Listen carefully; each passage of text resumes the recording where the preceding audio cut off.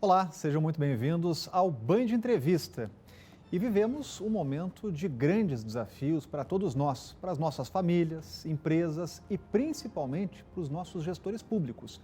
Quando nos deparamos com incertezas e com a pandemia, inseguranças, nos voltamos para as nossas instituições e notamos como são fundamentais para prestar serviços públicos de qualidade. E quando pensamos em serviços públicos, o primeiro contato feito com o contribuinte é sempre do gestor local. No Brasil, mais precisamente, mais de 5.568 prefeitos. E o que o eleitor espera a quem confere a função pública? No mínimo, educação, saúde, bem-estar, infraestrutura, também mobilidade urbana, desenvolvimento socioeconômico, ordem pública e ainda eficiência e transparência fiscal. Esses são justamente os pilares do Prêmio Cidades Excelentes, do Grupo Bandeirantes de Comunicação e do Instituto Áquila, que terá como bússola o Índice de Gestão Municipal Áquila, o IGMA, idealizado pelo Instituto Áquila de Gestão. E quando somos inundados por notícias que preocupam a nossa sociedade, é nosso compromisso abrir espaço para e valorizar também as boas iniciativas, aquelas cheias de inovação e de criatividade. E para falar sobre o prêmio e a respeito do trabalho dos nossos gestores públicos, temos o prazer, a honra de receber aqui no nosso estúdio o presidente do Instituto Áquila, Raimundo Godoy. Presidente, seja bem-vindo ao Band Entrevista. Muito prazer. Muito obrigado pelo convite. É uma honra estar aqui com vocês, participando desse momento, diria, histórico, né? E é histórico mesmo. A gente falava, presidente, como é importante a gente valorizar boas práticas. Agora, eu imagino o desafio do senhor, dos seus colaboradores, do Instituto Áquila, de fazer essa avaliação de mais de 5.000 municípios. Como é enfrentar, presidente, esse desafio e quais são as métricas já definidas para esse prêmio? Nós tem 12 anos de trabalho, 20 anos prestando serviço no setor público. Então, são exatos 21 anos de prestação de serviço no setor público. Nós trabalhamos sempre no setor privado. Quando tivemos a oportunidade de realizar um trabalho de melhoria de gestão junto a um órgão público, exato a Prefeitura de Uberlândia, nós começamos a fazer as comparações. E nos últimos 12 anos, nos dedicamos integralmente a construir algo que pudesse classificar todos os municípios brasileiros. Então, somos 20 profissionais trabalhando, 12 anos de trabalho, e chegamos com 39 indicadores, hoje são 41 com os 2 do Covid, e com 5 eixos, 5 pilares estruturais que fazem uma cidade excelente. Agora, presidente, para fazer essa avaliação num momento como esse, eu imagino, a gente falava que os municípios enfrentam grandes desafios inimagináveis. Eu acredito que nenhum prefeito que foi eleito, ele pensou em algum momento que teria pela frente a administração de uma pandemia. Como avaliar o desempenho desses prefeitos frente a tantos desafios? A pandemia, ela atua em um eixo estrutural importante, que é a saúde e bem-estar. Mas tem os outros eixos. Então, ele tem que dedicar um foco especial diariamente no eixo saúde e bem-estar, para que enfrente a situação como ela se apresenta. E dentro do seu município, tomar as medidas preventivas necessárias para que toda a população esteja assistida. Os outros pilares, ele também tem que dedicar um tempo interessante para eles. Por exemplo, no caso da educação, estamos, como causa e efeito, o pilar educação foi também muito afetado, porque temos toda a situação do ensino remoto, o ensino virtual. Então, foi afetado diretamente. Então, é outra tecnologia que ele precisa adaptar, criar adaptação com a equipe da Secretaria de Educação. E a infraestrutura e a mobilidade, preparar também a cidade para que isso funcione normalmente. E não pode parar de criar riquezas, né? Que é o desenvolvimento socioeconômico. Nós temos hoje aí, 14 milhões de desempregados, então tem que criar uma condição de crescimento, né? Agora, o senhor já citou, presidentes, educação, saúde, mobilidade, desenvolvimento socioeconômico, são temas fundamentais para o pagador de imposto. E ele espera ter isso em contrapartida. A gente vai ter tempo, inclusive, de esmiuçar aqui no programa, nesse nosso bate-papo, esses assuntos que são fundamentais e precisam estar nos focos aí dos nossos gestores públicos. Agora, para iniciar, já explicando e detalhando, presidente, o prêmio, eu sei que tem categorias. Certo. Os prefeitos, eles vão competir entre eles, é uma competição nacional, né? Então, Isso mesmo. o prefeito de uma determinada cidade, ele vai competir com o prefeito do seu segmento. É isso mesmo. Até 30 mil habitantes, depois até 100 mil e mais de 100 mil. Exato. São 3 blocos. Até 100 mil, até 30 mil habitantes, porque 87% dos municípios brasileiros estão abaixo de 50 mil habitantes. Então, o primeiro bloco de até 30 mil habitantes. O segundo vai de 30 a 100 mil e o terceiro vai acima de 100 mil. Muito bem. Então, todos estão concorrendo porque a plataforma do IGMA, ela dá esse espaço para todos os municípios. Nós conseguimos, com esse trabalho, ter as métricas idênticas para todos os municípios. E ele está disponível. Então, o senhor gestor público, ele pode tranquilamente acessar sua cidade e ter ali o raio-x daquele momento. Isso é muito dinâmico, porque todo dia, à medida que a prefeitura alimenta o sistema, o nosso Big Data busca informação e já muda a pontuação da prefeitura dentro daquele eixo. Muito bem, então, quer dizer, todos estão concorrendo e competindo entre si. Eventualmente, se ele tiver um projeto interessante que ele está já executando, ele pode inscrever também no nosso site ou esse projeto que ele será avaliado. Então, a competição é saudável, né? Saudável em que ponto? Essa iniciativa, ela busca o quê? Uma visão de futuro. Quer dizer, busca que todos possam ter projetos de melhoria. Rodrigo, olha que coisa interessante. Nós temos 5.570 municípios. Se todos fizerem 5 melhorias estruturais por ano, são 27 mil. Em 4 anos, são 111 mil. Se cada um impactar em 200 mil a vida do cidadão, nós temos 20 bilhões de melhorias estruturais implementadas. Isso é algo que eu acho que o Brasil nunca viveu. Por isso que nós estamos sempre olhando para o futuro. Quer dizer, esse é o momento de olhar para o futuro com pragmatismo, quer dizer, fazer acontecer. Como fazer para que as coisas aconteçam na minha cidade? Isso é fundamental, e até para o nosso telespectador, nosso ouvinte, entender, o que a gente está falando aqui é de uma espécie de Olimpíada entre prefeituras. Exatamente. E aí mesmo. Vai ter lá o medalha de ouro, medalha de prata, medalha de bronze. Quer dizer, nós vamos ter nos estados aqueles melhores destaques dentro dessas 3 categorias, e isso depois vai para um prêmio nacional, né? Que vão pegar as melhores dentro dos blocos e premiar, né? A premiação em outubro, né? Premiar aquele bom gestor, né? E isso é fundamental. Agora, presidente, faltava uma análise mais pormenorizada, até porque vai ser um indicador para o próprio eleitor. É isso mesmo. É um indicador de qualidade. Então, aquele prefeito que passa nesse teste, que é o escolhido, ele ganha lá uma marca de uma boa gestão. Esse que é a apresentação do livro. Ele diz assim, o que premia um bom gestor? Quer dizer, um bom gestor público na sua cidade, como que ele é reconhecido? Isso falta no Brasil. Então, esse prêmio vem para dar essa transparência. Ele realmente fez uma boa gestão, tem um reconhecimento, recebe um prêmio. Então, isso é uma corrente, né, do ciclo virtuoso do crescimento, né? Isso é fundamental e por isso que hoje estamos falando sobre o prêmio Cidades Excelentes do Grupo Bandeirantes de Comunicação do Instituto Áquila, com o presidente do Instituto Áquila, Raimundo Godoy, que está com a gente. E olha, a gente vai falar ainda sobre educação, sobre saúde, quais os deveres dos gestores públicos municipais, aqueles que estão direto com a população, direto em contato com a população. Então tem muito assunto ainda para a gente conversar aqui, não saia daí, a gente volta em seguida.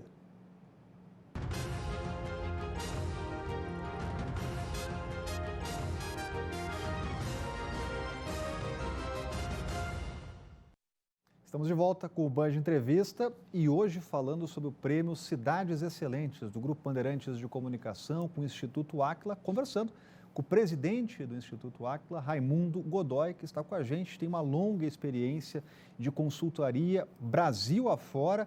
Eu queria aproveitar a sua experiência, presidente, sabendo da realidade, eu sei que o senhor viaja muito, conhece muito realidades locais, para perguntar ao senhor sobre aquilo que o senhor falava no primeiro bloco, educação. Sempre se fala que a educação é o futuro do Brasil E os gestores públicos foram pegos de surpresa em meio à pandemia e tiveram que acionar, por exemplo, sistemas de aula remota, sistemas de teleaula, e muitos não estavam preparados para isso.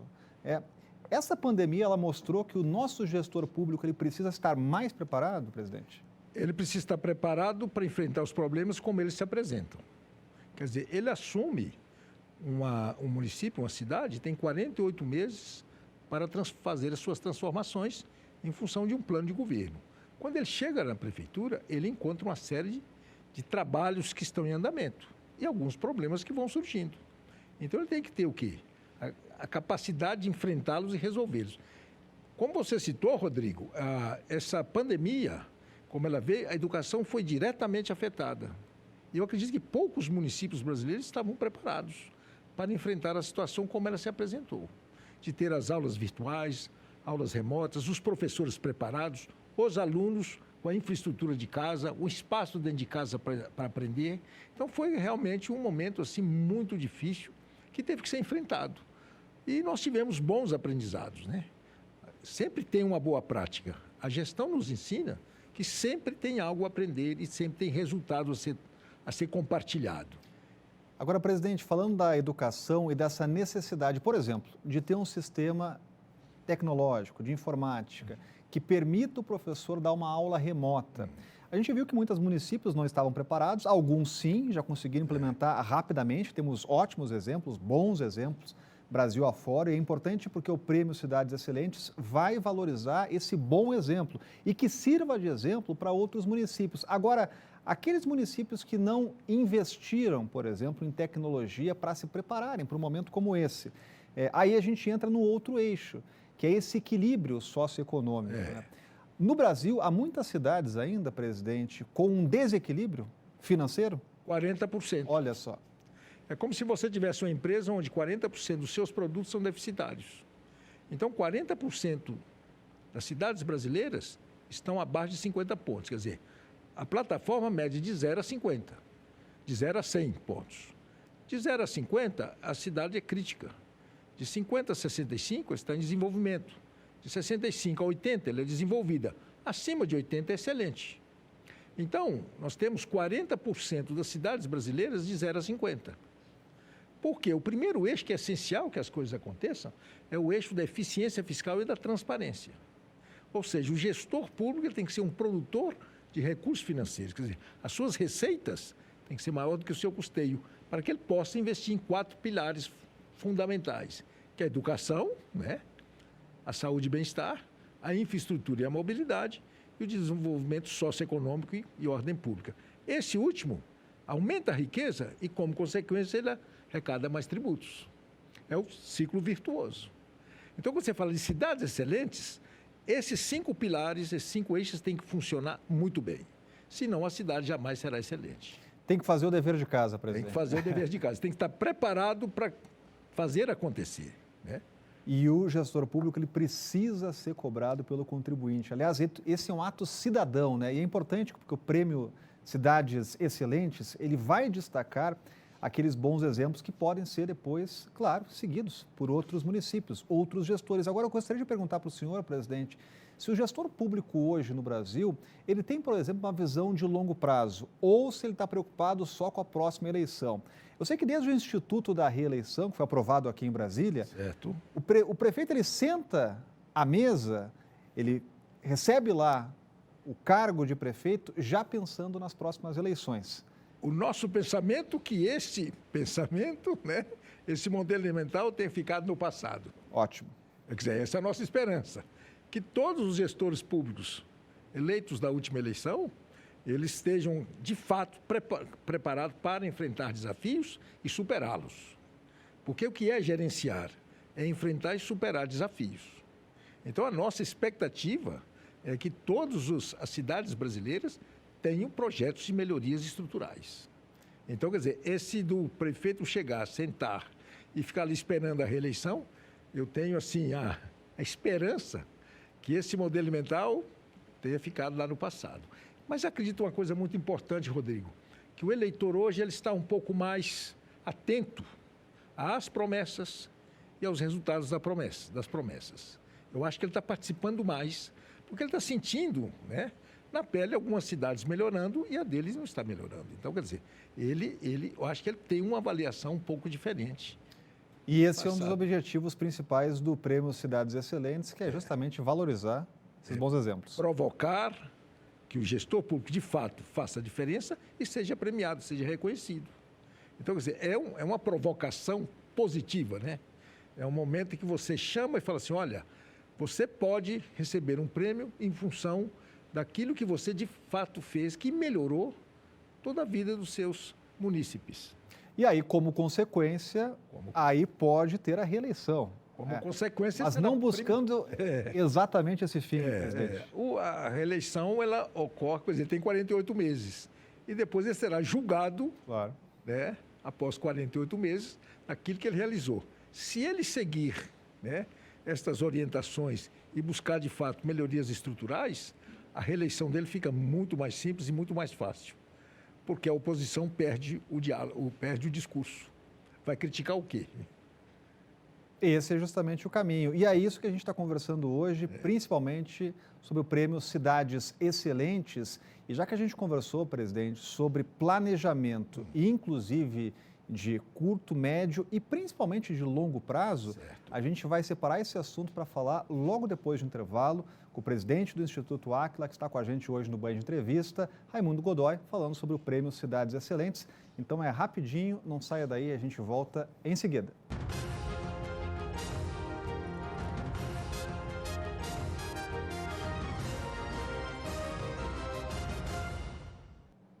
Estamos de volta com o Banho de Entrevista e hoje falando sobre o prêmio Cidades Excelentes do Grupo Bandeirantes de Comunicação com o Instituto Áquila. A gente tem a honra de receber aqui o presidente do Instituto Áquila, justamente o presidente do Instituto Áquila, Raimundo Godoy, que está com a gente. Presidente, a gente falava no último bloco sobre a necessidade de planejamento, e não só de curto prazo, não só pensando nas próximas eleições, mas de longo prazo. Por exemplo, presidente, ter políticas não apenas de governo, mas políticas de Estado, aquelas que têm realmente, que vão percorrer outras gestões, né? Por que isso é importante para o gestor municipal? Porque é o seguinte, ele tem que pensar sempre em uma década de prosperidade. Então ele encontra seu município em uma situação e ele tem 4 anos e depois ele tem que preparar a cidade para o futuro. Sempre tem que ter uma visão de futuro. Por isso nós sempre falamos de uma década de prosperidade. Então, a gente tem que pensar na cidade em 2030. Como que estará em 2030? E como que estão as cidades, vamos dizer, que são do mesmo porte? O que eu tenho que fazer de diferente para que eu possa ter uma cidade melhor? O importante não é ser maior, nem ser melhor.